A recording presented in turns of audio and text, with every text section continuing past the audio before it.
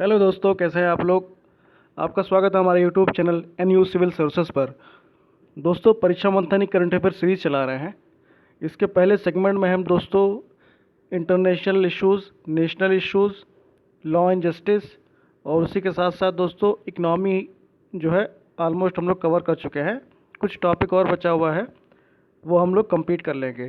ठीक है दोस्तों, ये परीक्षा मंथन की ये जो मैगज़ीन है, इसमें जनवरी से लेके मई 2020 तक का हम करंट अफेयर कवर कर रहे हैं। और ये इतनी महत्वपूर्ण दोस्तों क्यों है, क्योंकि स्पेशली PCS और UPSC के लिए दोस्तों हिंदी के पॉइंट ऑफ व्यू से, हिंदी माध्यम के विद्यार्थियों के लिए काफ़ी महत्वपूर्ण मैगज़ीन है। बहुत अच्छे तरीके से फैक्चुअल के साथ साथ कंसेप्चुअल वे में इसको जो है इसमें लिखा गया है।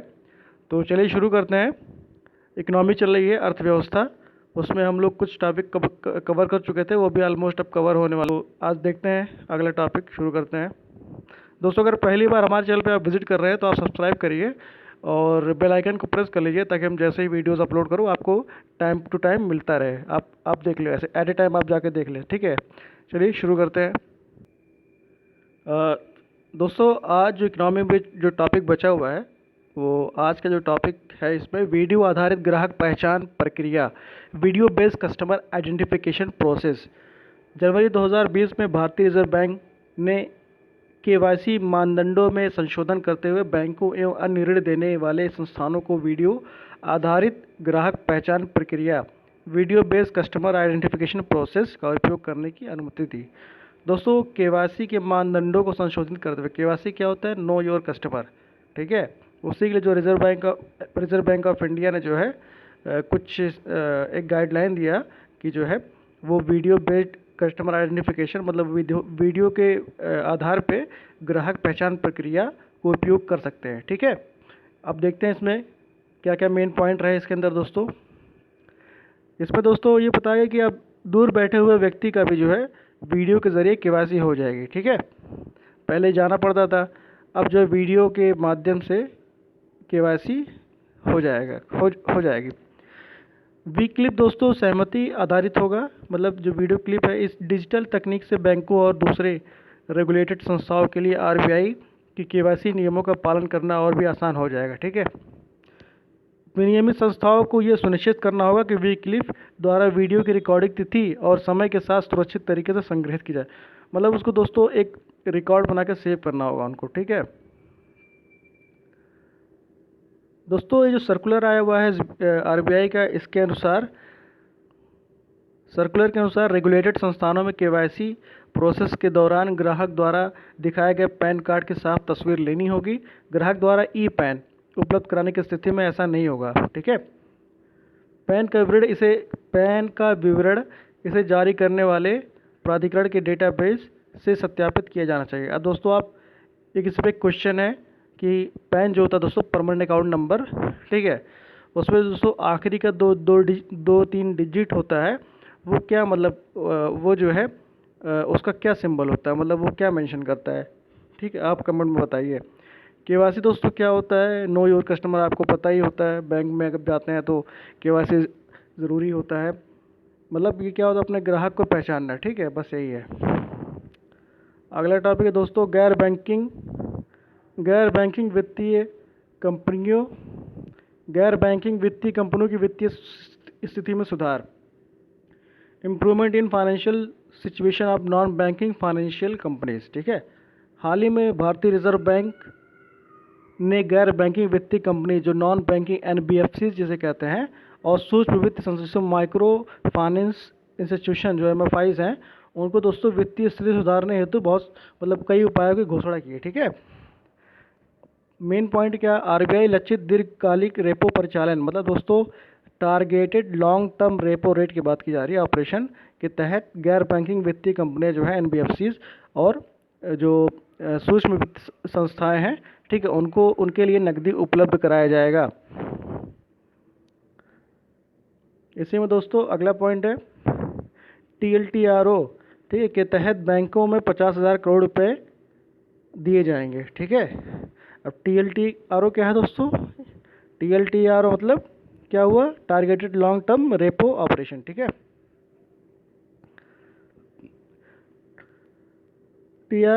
TLTRO 2.0 के तहत बैंक आरबीआई से 4.4% की दर पर उधार लेंगे।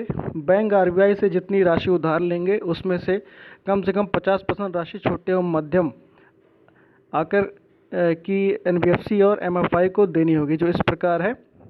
10% राशि को एमएफआई की प्रतिभूतियों या योजनाओं में निवेश करना होगा। 15% राशि को 500 करोड़ रुपए या उससे कम परिसंपत्ति वाली एनबीएफसी की प्रतिभूतियों या योजनाओं में निवेश करना होगा। 25% राशि को 500 से 5,000 करोड़ रुपए परिसंपत्ति के आकार वाली एनबीएफसी में निवेश करना होगा। ठीक है।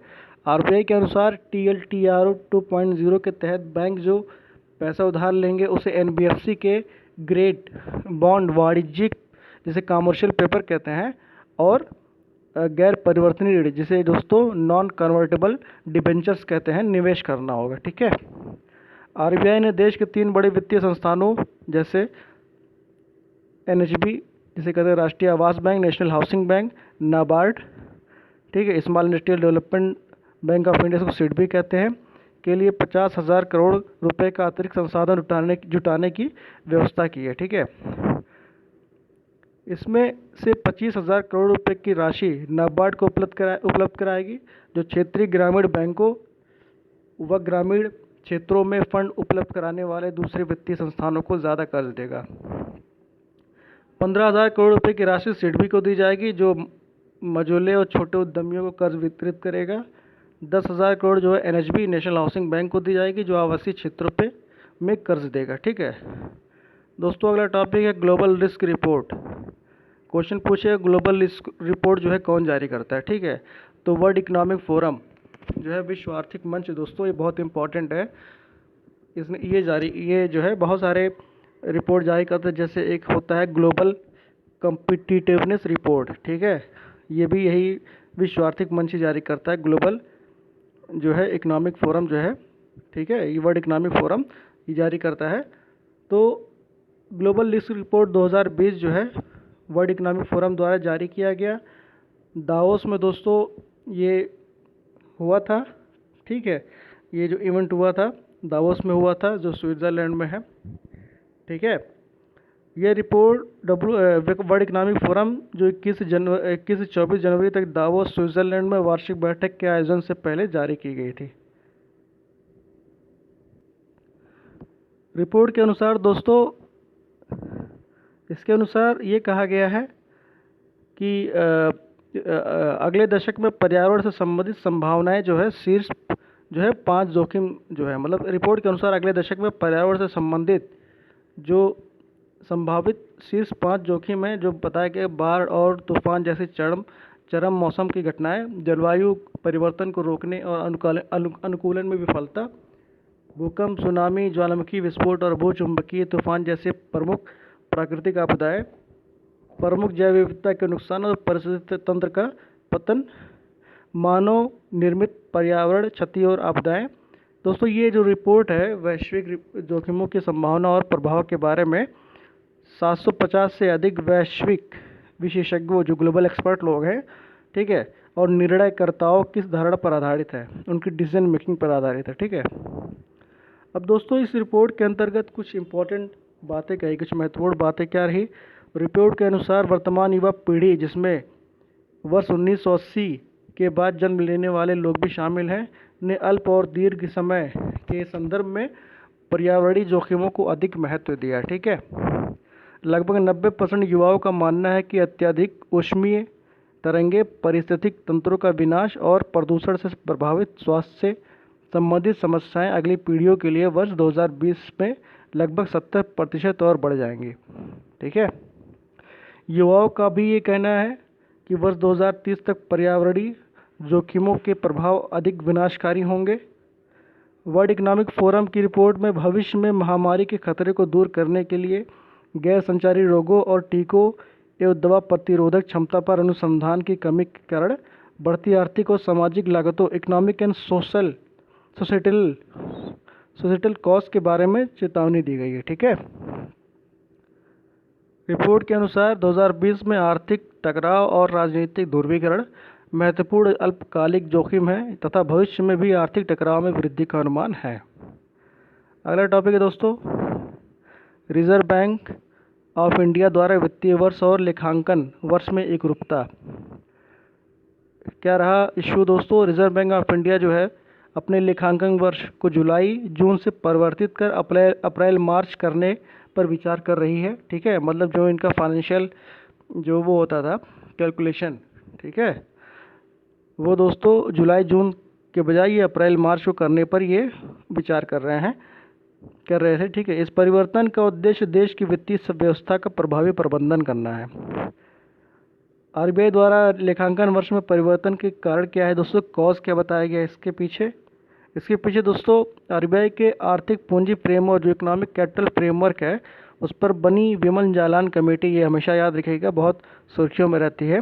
विमल जालान कमेटी ने आरबीआई के वार्षिक खातों की अधिक पारदर्शी प्रस्तुति और वित्तीय वर्ष 2020-21 से इसके लेखांकन वर्ष को जुलाई जून के स्थान पर अप्रैल मार्च करने का प्रस्ताव दिया था। ठीक है, समिति के अनुसार इससे जो है आरबीआई बजटीय उद्देश्यों वित्त वर्ष के लिए सरकार को अनुमानित अधिशेष के हस्तांतरण एस्टिमेटेड सरप्लस ट्रांसफर का बेहतर अनुमान करने में सक्षम होगा। लेखांकन वर्ष को सरकार के वित्तीय वर्ष से संरेखित करने से सरकारी नीतियों एवं आरबीआई की मौद्रिक नीतियों में समन्वय स्थापित किया जा सकता है तथा देश की आर्थिक स्थितियों का प्रबंधन बेहतर तरीके से किया जाता है। मतलब दोस्तों ये बताया गया कि जो आरबीआई की मॉनेटरी पॉलिसी हो उसमें इससे जो है हेल्प मिलेगी। ठीक है, आरबीआई के लेखांकन का महत्व क्या है? आरबीआई की बैलेंस शीट देश की अर्थव्यवस्था की कार्य पद्धति पे महत्वपूर्ण भूमिका निभाती है। ठीक है, बड़े पैमाने पर इसके मुद्रा संबंधी मुद्दे के साथ साथ मौद्रिक नीति और आरक्षित प्रबंधन उद्देश्यों के अनुसरण में जो की गई गतिविधियों को दर्शाती है। आरबीआई अधिनियम के अनुसार केंद्रीय बैंक जो आरबीआई है केंद्र सरकार के खाते के लिए धनराशि स्वीकार करने तथा क्रेडिट करने के लिए राशि का भुगतान और विनिमय के अतिरिक्त सार्वजनिक ऋण के प्रबंधन के साथ साथ प्रेषण एवं अन्य बैंकिंग कार्यों का प्रबंधन करता है। आरबीआई केंद्र एवं राज्य सरकारों के बैंकर के साथ साथ बैंकों का भी बैंकर है। ठीक है, दायित्व है कि ये सभी कार्य भारतीय अर्थव्यवस्था के लिए अत्यंत महत्वपूर्ण है, इसलिए इन दायित्वों का निर्वहन करने के कारण आरबीआई का लेखांकन अत्यंत महत्वपूर्ण हो जाता है। अब दोस्तों लेखांकन वर्ष में परिवर्तन का जो प्रभाव पड़ने वाला है उसके ऊपर बताया गया क्या है। वित्तीय वर्ष में बदलाव के फलस्वरूप आरबीआई द्वारा भुगतान किए जाने वाले अंतरिम लाभांश की आवश्यकता को कम किया जा सकता है और इस तरह की भुगतान असाधारण परिस्थितियों तक सीमित हो सकते हैं। ध्यातव्य है कि पिछले वित्तीय वर्ष में आरबीआई ने लगभग अंतरिम लाभांश के रूप में 28,000 करोड़ रुपए का भुगतान किया था। ठीक है, अगला पॉइंट इससे आरबीआई द्वारा प्रकाशित मौद्रिक नीति अनुमानों और रिपोर्टों में अधिक, क्योंकि आरबीआई इनके लिए वित्तीय वर्ष को ही आधार वर्ष मानता है। ठीक है, दोस्तों इसमें क्या है तो आरबीआई द्वारा जो प्रकाशित मौद्रिक नीति होती है अनुमानों और रिपोर्टों में अधिक सामंजस्य बनाया जा सकेगा, क्योंकि आरबीआई जो है इनके लिए वित्तीय वर्ष को ही आधार वर्ष मानता है।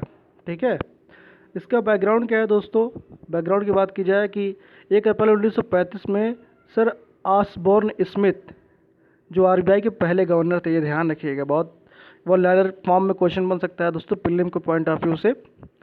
ठीक है, आरबीआई के जो पहले गवर्नर थे, फर्स्ट गवर्नर ऑफ आरबीआई जो थे सर ऑसबोर्न, ठीक है, सर ऑसबोर्न स्मिथ, जो इसकी अध्यक्षता किए थे। आरबीआई का परिचालन शुरू हुआ तो इसका लेखांकन वर्ष जनवरी दिसंबर था उस वक्त। ठीक है, जो आरबीआई के प्रथम गवर्नर थे सर ऑसबोर्न स्मिथ के टाइम जब ये अध्यक्षता कर रहे थे तो उस समय जो है जनवरी दिसंबर था लेखांकन का कार्य, उस वक्त जो है ये टाइम था उनका। ठीक है, इस लेखांकन वर्ष जनवरी दिसंबर था, किंतु 11 मार्च 1940 को बैंक ने अपना लेखांकन वर्ष बदलकर जुलाई जून कर दिया। पहले जो है दोस्तों जनवरी दिसंबर था। ठीक है, 1935 के टाइम जो फर्स्ट गवर्नर थे ऑसबोर्न स्मिथ, उसके बाद 1940 में बैंक ने अपना लेखांकन वर्ष बदलकर जुलाई जून कर दिया था, जो चलता चला आ रहा था। अब लगभग 8 दशकों बाद, ठीक है, अब लगभग 8 दशकों बाद आरबीआई एक और बदलाव कर रहा है, जो ध्यातव्य कि अगला 2020 से 31 मार्च 2021 तक 9 महीने की अवधि का होगा, ठीक है। और इसके बाद जो है हाँ, अवधि का होगा। और इसके बाद सभी लेखांकन वर्ष सरकार की वित्तीय वर्ष की भांति 1 अप्रैल से 31 मार्च तक होंगे। तो दोस्तों रहा आज का ये टॉपिक, ठीक है। अगले टॉपिक में हम इसको कंटिन्यू करेंगे और जल्द ही इकोनॉमी जो है, परीक्षा मंथन की करंट अफेयर, ये हम कंप्लीट करने वाले हैं। कंप्लीट हो जाएगा, 1-2 वीडियो और आएंगे इसके ऊपर। उसके बाद हम शुरू करेंगे दोस्तों इकोनॉमिक सर्वे, आर्थिक समीक्षा, उसके बाद फिर केंद्रीय बजट, फिर परीक्षा मंथन दोस्तों ऑलमोस्ट कवर हो जाएगा।